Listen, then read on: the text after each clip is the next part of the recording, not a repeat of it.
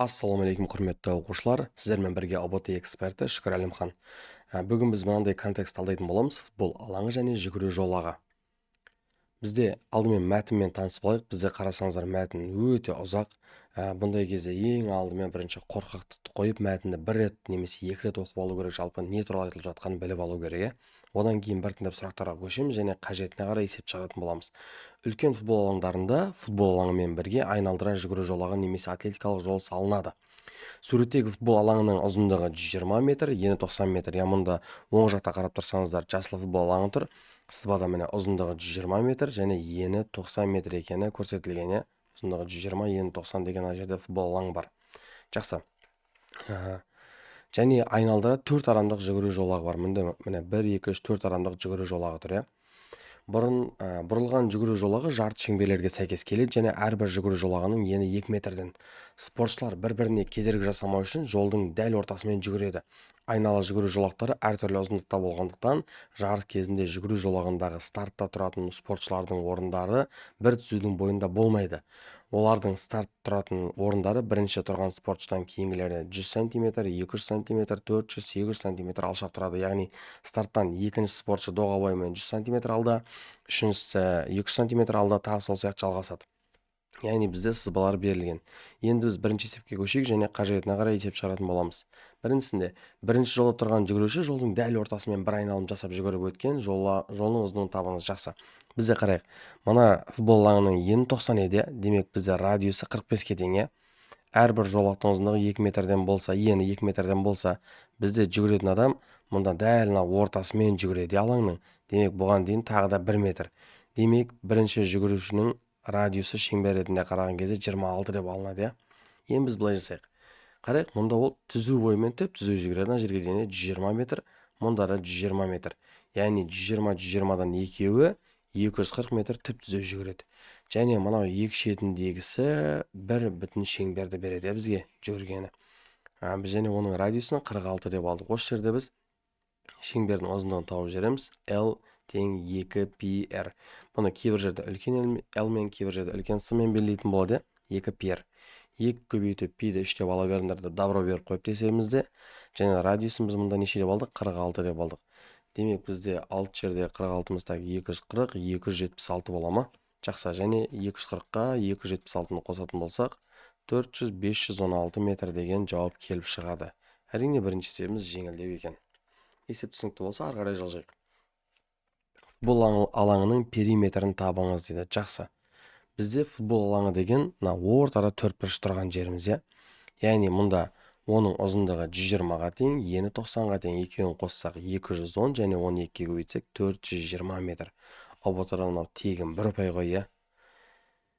Ары қарай жылжайық, түсінікті болса. Төртінші жүгіруші жолағының ұзындығы екінші жүгіруші жолағының ұзындығынан қанша метр артық екенін табыңыз дейді. Енді біз бұл жерде бір нәрсені түсінейік. Қараңдар, бізде мынау түп түзу бойымен, мысалы екіншісі мына жерден жүгіреді ғой. Түп түзу бойымен жүгірген кезде ол жерде ешқандай айырмашылық бермейді. 120 метр, 120 метр екеуінде де бірдей. Ал енді мұнда бізде айырмашылық бір тек қана шеңбер. Мысалы біз алайық, мынау екінші жүгірушінің шеңбері жүгіретін, мынау төртінші жүгірушінікі дейік. Так. Сызбамыз қатты қисап кетті, сол себептен сәл ауыстырайық.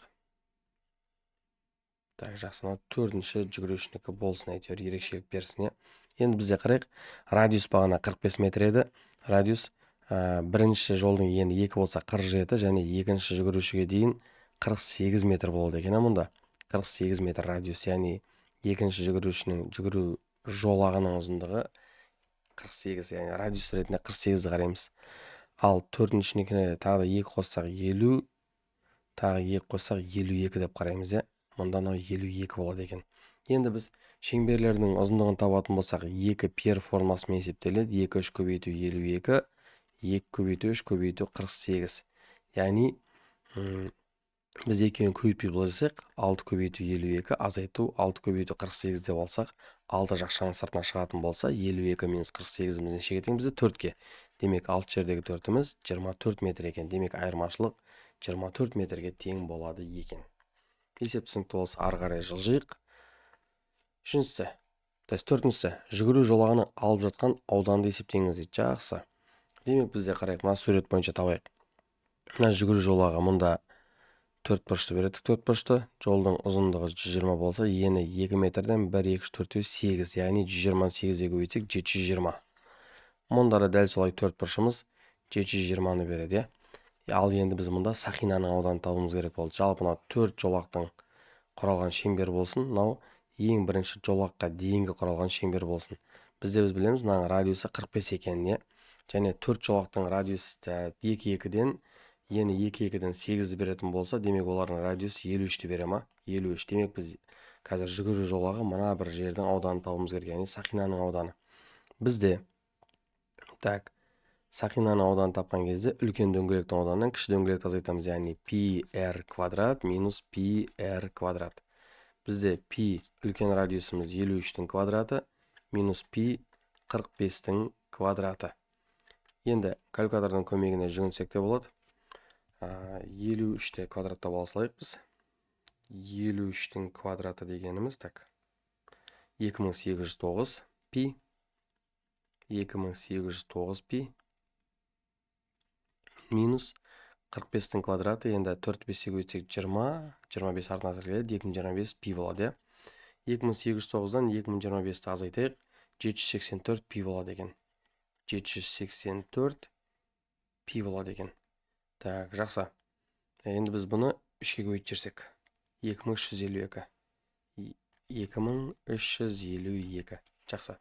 Енді біз бұған 720-720-дан 2-4 бұрышымыз бар ғой, яғни ол неше береді бізге? 1440-ты бере ма? 1440-ты қосып жіберсек, 1440-ты. Жауап нақты болсын. Бізде жауап қате шығып қалды. Қай жерден қате кетті екен? Бір тексеріп қойайық. Бізге жүгіру жолағының алып жатқан ауданды есептеңіз деген тұғын, жақсы. Мына 45 болса 47, 49, 51, 53 болды үлкендігі. 53-тің квадраты, 45-тің квадраты. Екеуін азайттық. 128-ге көбейтсек. Мәссаған 720 деп шайып кетіппіз ғой мұнда. Қалай алып кеттік? 720 деп біз бұны 6-ға көбейтіп кеттім ба мен? Дұрыс, бізде 8 болса неше болды? 860, 960 болды мұнда, Ятай. 960. Жақсы. Демек бізде 960-тан екеуі қанша болды? 1920 болады, Демек 2352-ке қоссақ 1920-ны 4272 бәсе, жауап дұрыс шығу керек, оңай есеп еді. Бұл жерде кішкене адами ақау болды. Кешірім өтінемін бұған. Көбейту дұрыс орындамаппыз, асаста. Есепті пауза қойып бір қарап алыңыздар, түсінікті болған болса, ары қарай жылжытсаңыздар болады. Стартта тұрған бірінші жолдағы мен 4-ші жолдағы спортшылар А нүктесінен тұрып қарағанда ең кемінде қандай бұрышпен көрінеді? Керемет есеп екен бізде. Біз былай жасайық, міне қарайық. Бізде бағана айтқан тұғын әрбір жолаушы 100-200 метр алыс тұрады деп, біз онда былай істейік. Мына жерден мынау 4-ші жүгірушінің жолағына дейінгі ұзындықты тапсақ, 45, 47, 49, 51, 52, яғни мына жерге дейінгі арақашықтық бізде 52. Бұл радиусқа тең. Және дәл солай мына жерге дейінді жүгіру жолағына ортасымен жүретін болғандықтан 52 деп алсақ, және ол старттан 800 метр қашықта тұрады. 800 сантиметр. Кешірім сұраймын қойыңдар. 100, 200, 400, бұл 400 сантиметр, 4-шісі. Өйткені біріншісі 0-де тұр, одан кейінгісі 100, одан кейінгісі 200, одан кейінгісі 400 деген бізде шарт бар тұғын, Жақсы, 100, 200, 400, демек 4-шісі 400 қашықта тұр. Демек бізде есеп былай болып тұр, оқушылар. Бізде мынау бар тіке, және мынау бар. Бізде мынау 400 болып тұр, яғни 4 метр болып тұр. Ал радиус 52 метрге тең. Біз осы жерде мына бұрыш табуымыз керек. Енді бізде бұны табудың ең оңай жолына жерден біз үлкен бір шеңбер құрастырып жібереміз. Және мына шеңбердің ұзындығын тауып аламыз. Үлкен елмен белгілейік. Бұл жолы 2πr дейтін болсақ, 2-ні көбейтеміз 3-14-ке, көбейтеміз 52-ке. 2 көбейту 3-14, көбейту 52 деп алсақ, 326-да 56 шығады екен. 326 бүтін 156 шығады екен. Жақсы. Енді біз бітейік, бұл 326 бүтін 156 болса, толық шеңберде, яғни 360 градуста. Ал енді біздің 4 метріміз неше градуста деп алатын болсақ? 4 метріміз неше градуста деп алатын болсақ? X деп алсақ, белгісізді. Жақсы. Енді пропорционды 360-та көбейтеміз 4-ке, бөлеміз 326-да 56-ға.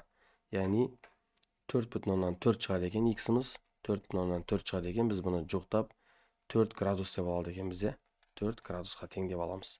Демек дұрыс жауап бізде Б нұсқасы болады. Есеп түсінікті болды деген ойдамын. Сіздермен бірге болған ОБТ эксперті Шүкір Әлімхан. Каналға тіркеліп, лайк басып, комментарий жазып кетуді ұмытпаңыздар.